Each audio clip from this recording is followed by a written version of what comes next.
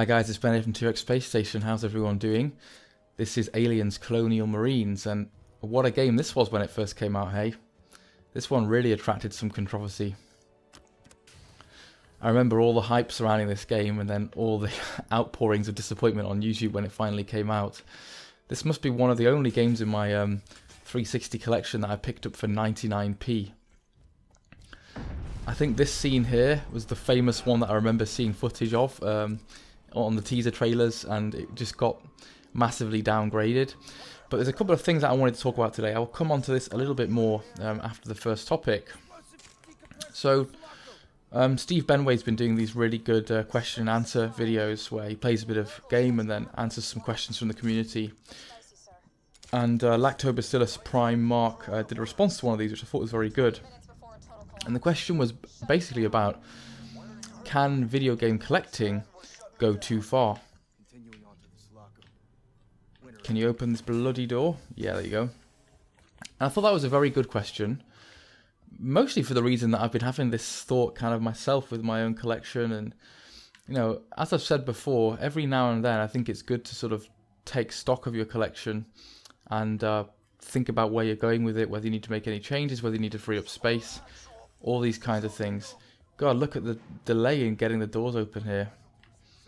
And there's absolute decimation everywhere. So I predominantly started my collection because I wanted to buy a lot of my old Mega Drive games back again and enjoy all that nostalgia. And so that was really, you know, the place that I went to with it. It's all about getting those Mega Drive games back and enjoying that nostalgia.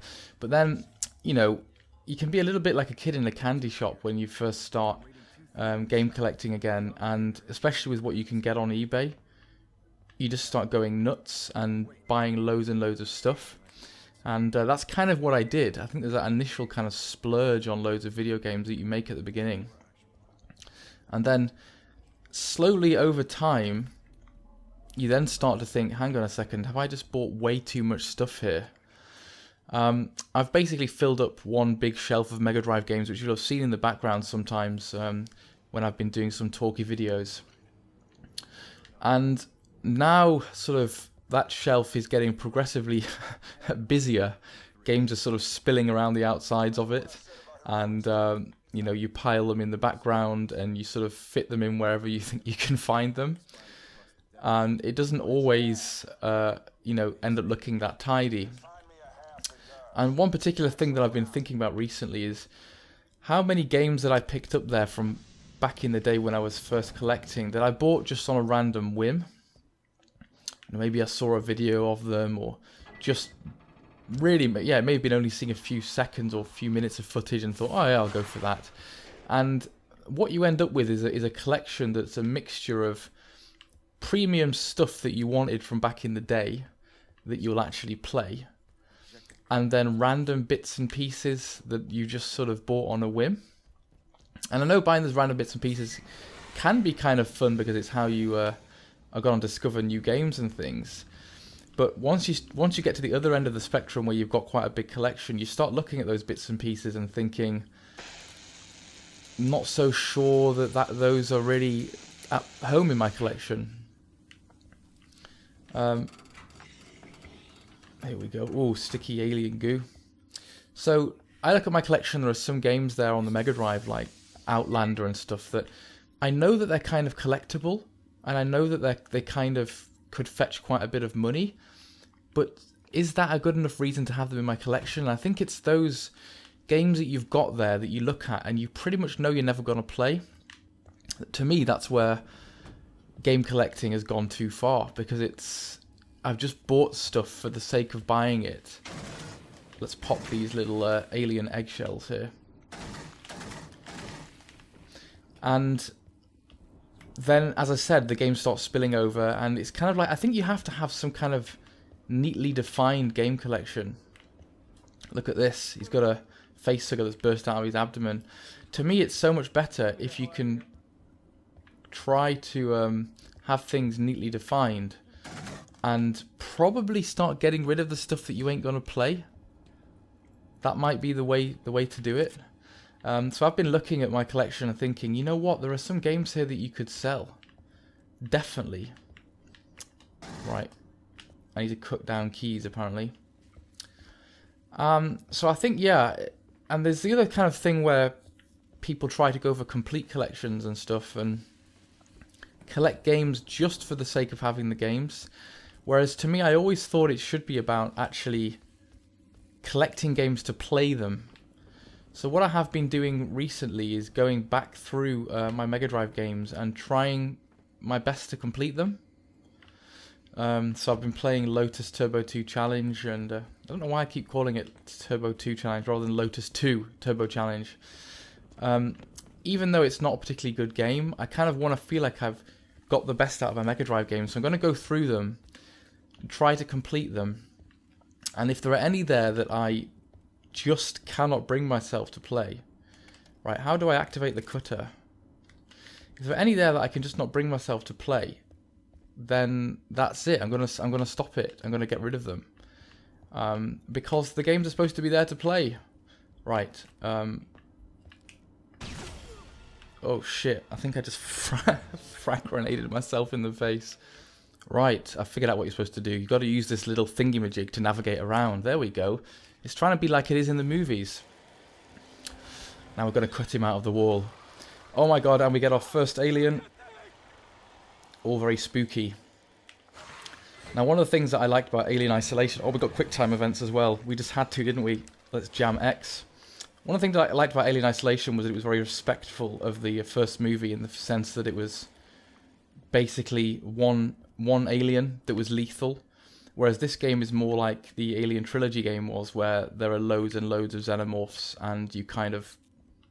yeah, you just shoot them like they're any old enemy, like you're playing Doom or something. Which, yeah, it kind of degrades the scariness of them a little bit, if you ask me. So I would like to know what you guys think about this, and I have sort of asked it in the sense that before, where it's like, should you keep the games that you ain't going to play? To me, I look at those games and think, this is an example of game collecting getting out of hand.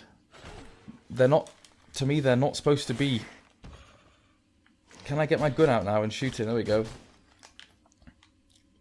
They're not supposed to be, oh my god, trying to speak and shoot. There we go. Right, now I can cut down keys. They're not supposed to be antiques. They're supposed to be played.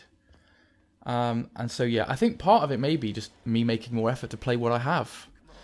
I think all of us could do that probably. But that's the other thing where game collecting gets out of hand. When your collection is so big, it becomes very, very challenging to actually play any meaningful percentage of what you have, and can become incredibly overwhelming because you just think, oh god, what am I going to play next? I've got like 100 games here. So yeah, I'm going to start cutting things down, maybe selling a few things on eBay or on here, because there are probably handfuls of games that I'm just not going to play that I picked up randomly. And it's that random impulse that I think I need to control a little bit more in the future. Right. I've saved his life. Oh yeah, this is one of the weird criticisms of this game, is it's so bizarre. They just didn't put clipping in, so you can just walk through enemies. Right, we're going to get to kill some actual xenomorphs now, because that would be quite fun. I'm just going to follow him, and presumably he's going to open this door for me. He's trying to be all suspenseful and first mission-y.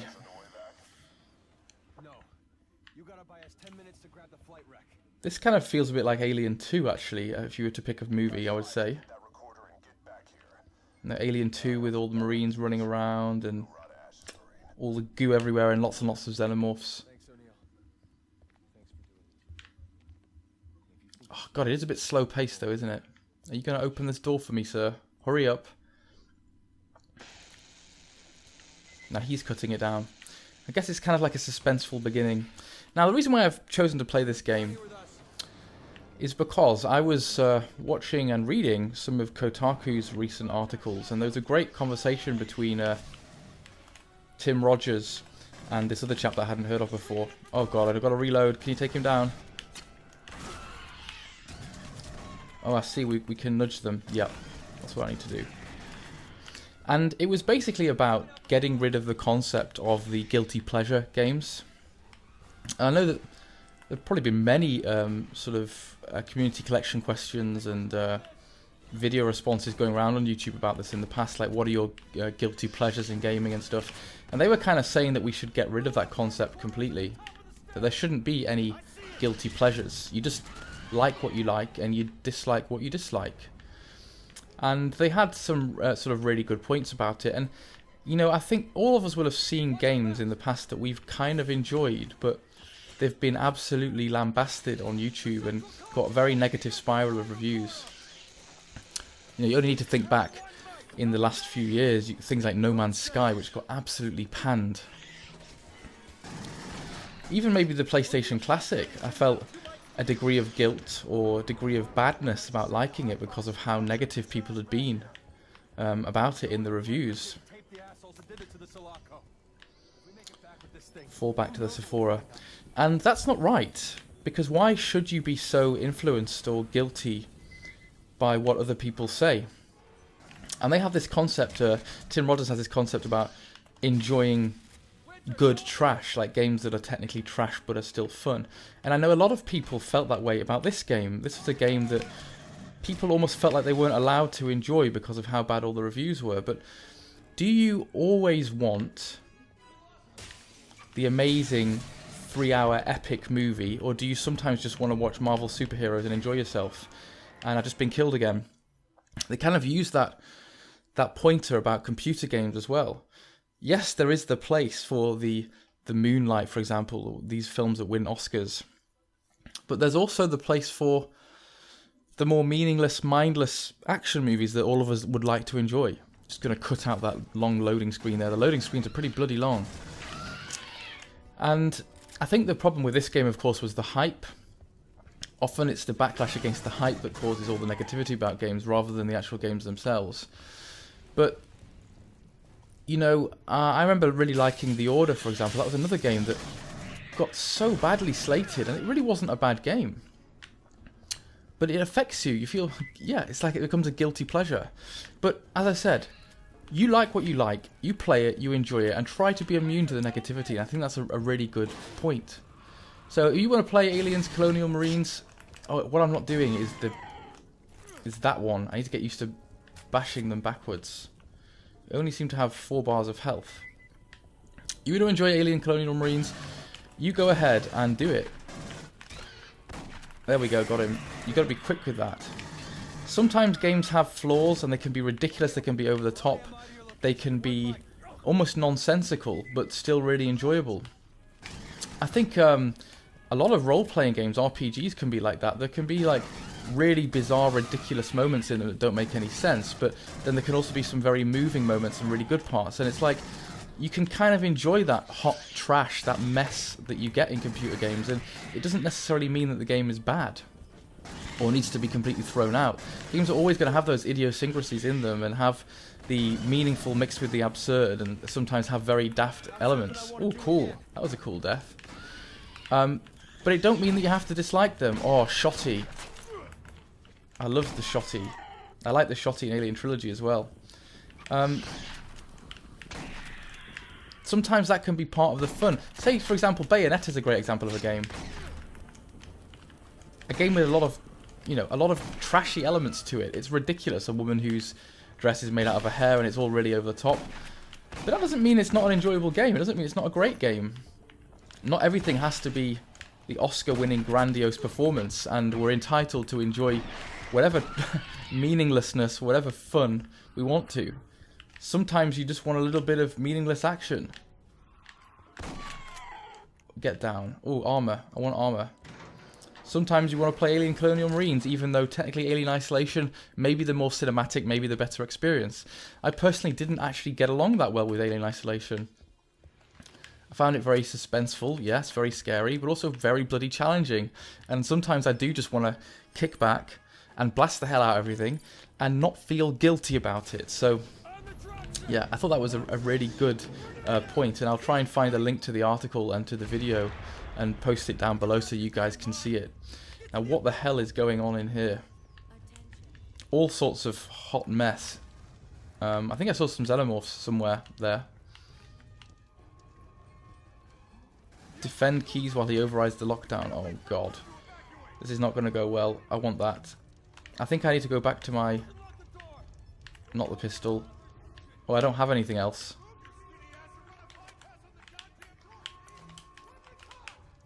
The shotgun is kind of short range for this sort of thing. But at least I got some buddies with me.